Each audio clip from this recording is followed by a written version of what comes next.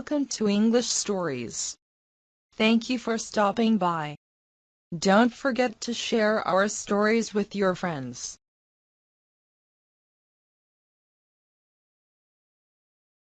There once was a fisherman who lived with his wife in a pigsty, close by the seaside. The fisherman used to go out all day long a fishing, and one day as he sat on the shore with his rod, looking at the sparkling waves and watching his line, all of a sudden his float was dragged away deep into the water, and in drawing it up he pulled out a great fish. But the fish said, "Pray let me live. I am not a real fish, I am an enchanted prince. Put me in the water again, and let me go." "Ho, ho!" said the man, "you need not make so many words about the matter. I will have nothing to do with a fish that can talk. So swim away, sir, as soon as you please." Then he put him back into the water, and the fish darted straight down into the bottom, and left a long streak of blood behind him on the wave. When the fisherman went home to his wife in the pigsty, he told her how he had caught a great fish, and how it had told him it was an enchanted prince, and how, on hearing it speak, he had let it go again. "Did not you ask it for anything?" said the wife. "We live very wretchedly here, in this nasty, dirty pigsty. Go back and tell the fish we want a snug little cottage." The fisherman did not much like the business. However, he went to the seashore, and when he came back there the water looked all yellow and green, and he stood at the water's edge and said, "O man of the sea, hearken to me. My wife Ilsabill will have her own will, and hath sent me to beg a boon of thee." When the fish came swimming to him and said, "Well, what is her will? What does your wife want?" "Ah," said the fisherman, "she says that when I had caught you I ought to have asked you for something before I let you go. She does not like living any longer in the pigsty, and wants a snug little cottage." "Go home, then," said the fish, "she is in the cottage already." So the man went home, and saw his wife standing at the door of a nice trim little cottage. Come in," said she. "Is not this much better than the filthy pigsty we had?" And there was a parlor, and a bedchamber, and a kitchen, and behind the cottage there was a little garden, planted with all sorts of flowers and fruits, and there was a courtyard behind, full of ducks and chickens. "Ah," said the fisherman, "how happily we shall live now! We will try to do so, at least," said his wife. Everything went right for a week or two, and then Dame Ilsabill said, "Husband, there is not near room enough for us in this cottage. The courtyard and the garden are a great deal too small. I should like to have a large stone castle to live in. Go to the fish again, and tell him to give us a castle." "Wife," said the fisherman, "I don't like to go to him again, for perhaps he will be angry. We ought to be easy with this pretty cottage to live in." "Nonsense," said the wife, "he will do it very willingly, I know. Go along and try." The fisherman went, but his heart was very heavy, and when he came to the sea it looked blue and gloomy, though it was very calm, and he went close to the edge of the waves and said, "O man of the sea, hearken to me. My wife Ilsabill will have her own will, and hath sent me to beg a boon of thee." "Well, what does she want now?" said the fish. "Ah," said the man, dolefully, "my wife wants to live in a stone castle." "Go home, then," said the fish, "she is standing at the gate of it already." So away went the fisherman, and found his wife standing before the gate of a great castle. "See," said she, "is not this grand?" With that they went into the castle together, and found a great many servants there, and the rooms all richly furnished, and full of golden chairs and tables, and behind the castle was a garden, and around it was a park half a mile long, full of sheep and goats and hares and deer, and in the courtyard were stables and cowhouses. "Well," said the man, "now we will live cheerfully and happily in this beautiful castle for the rest of our lives." "Perhaps we may," said the wife, "but let us sleep on it before we make up our minds to that." So they went to bed. The next morning, when Dame Ilsabill awoke, it was broad daylight, and she jogged the fisherman with her elbow, and said, "Get up, husband, and bestir yourself, for we must be king of all the land." "Wife, wife," said the man, "why should we wish to be the king? I will not be king." "Then I will," said she. "But, wife," said the fisherman, "how can you be king?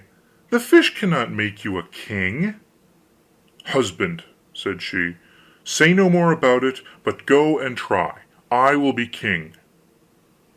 So the man went away quite sorrowful to think that his wife should want to be king. This time the sea looked a dark gray color, and was overspread with curling waves and the ridges of foam, as he cried out: "O man of the sea, hearken to me!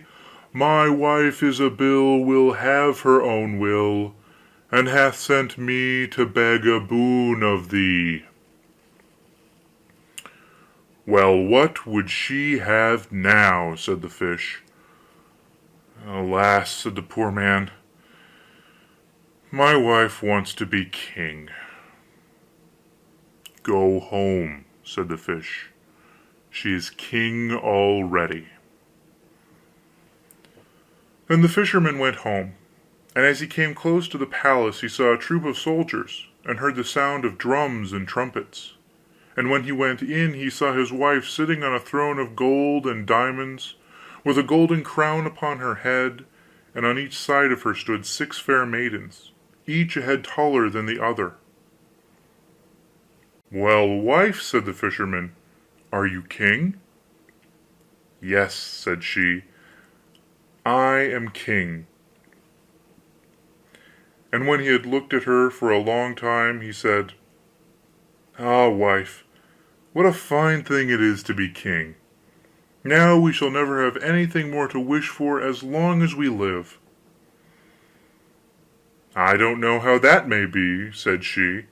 "Never is a long time. I am king, it is true, but I begin to be tired of that, and I think I should like to be emperor."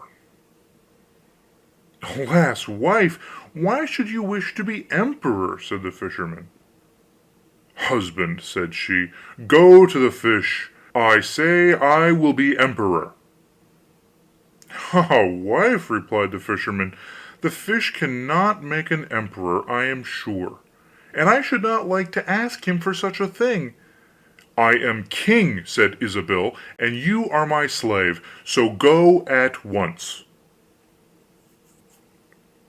So the fisherman was forced to go, and he muttered as he went along: "This will come to no good. It is too much to ask. The fish will be tired at last, and then we shall be sorry for what we have done." He soon came to the seashore, and the water was quite black and muddy, and a mighty whirlwind blew over the waves and rolled them about. But he went as near as he could to the water's brink, and said: "O man of the sea, hearken to me! My wife Ilsabill will have her own will, and hath sent me to beg a boon of thee." "What would she have now?" said the fish. "Ah," said the fisherman, "she wants to be emperor." "Go home," said the fish, "she is emperor already."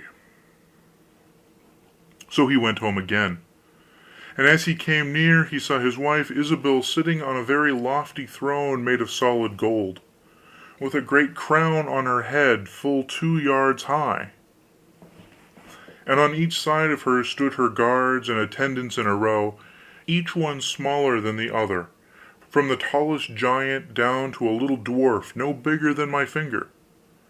And before her stood princes and dukes and earls, and the fisherman went up to her and said, "Wife, are you emperor?" "Yes," said she, "I am emperor." "Ah," said the man, as he gazed upon her, "what a fine thing it is to be emperor!" "Husband," said she, "why should we stop at being emperor? I will be pope next." "Oh, wife, wife," said he, "how can you be pope? There is but one pope at a time in Christendom." "Husband," said she, "I will be pope this very day." "But," replied the husband, "the fish cannot make you pope." "What nonsense!" said she. "If he can make an emperor he can make a pope. Go and try him." So the fisherman went. But when he came to the shore the wind was raging, and the sea was tossed up and down in boiling waves, and the ships were in trouble and rolled fearfully upon the tops of the billows. In the middle of the heavens there was a little piece of blue sky, but towards the south all was red, as if a dreadful storm was rising. At this sight the fisherman was dreadfully frightened, and he trembled so that his knees knocked together, but still he went down near to the shore, and said, "O man of the sea, hearken to me. My wife Ilsabill will have her own will, and hath sent me to beg a boon of thee." "What does she want now?" said the fish. "Ah," said the fisherman, "my wife wants to be pope." "Go home," said the fish, "she is pope already." Then the fisherman went home and found Ilsabill sitting on a throne that was 2 miles high, and she had 3 great crowns on her head, and around her stood all the pomp and power of the church, and on each side of her were 2 rows of burning lights, of all sizes, the greatest as large as the highest and biggest tower in the world, and the least no larger than a small rushlight. "Wife," said the fisherman, as he looked at all this greatness, "are you pope?" "Yes," said she, "I am pope."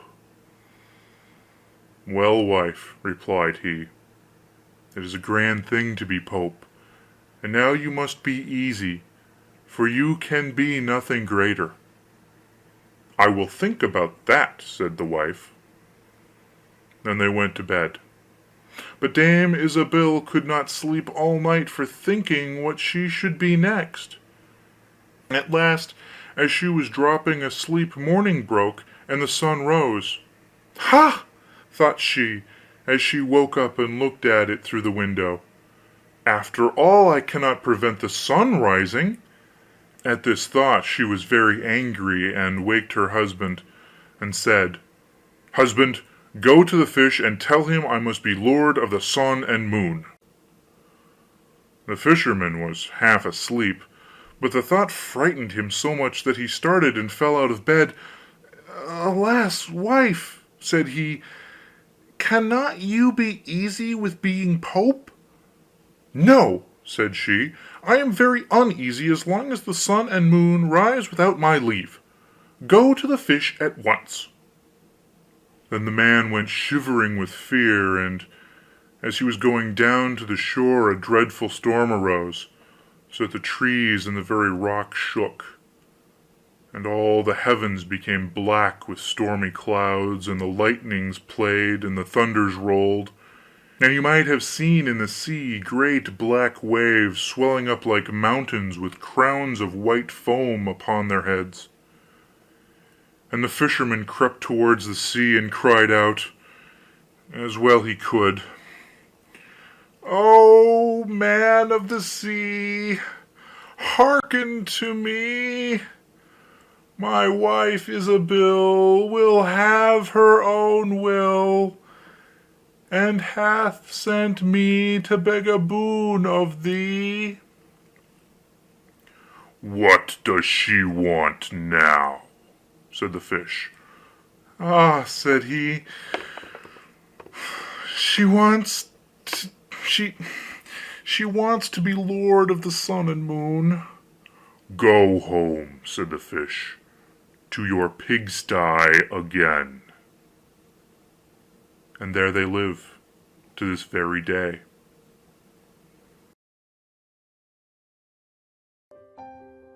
Continue your learning and listen to a English story.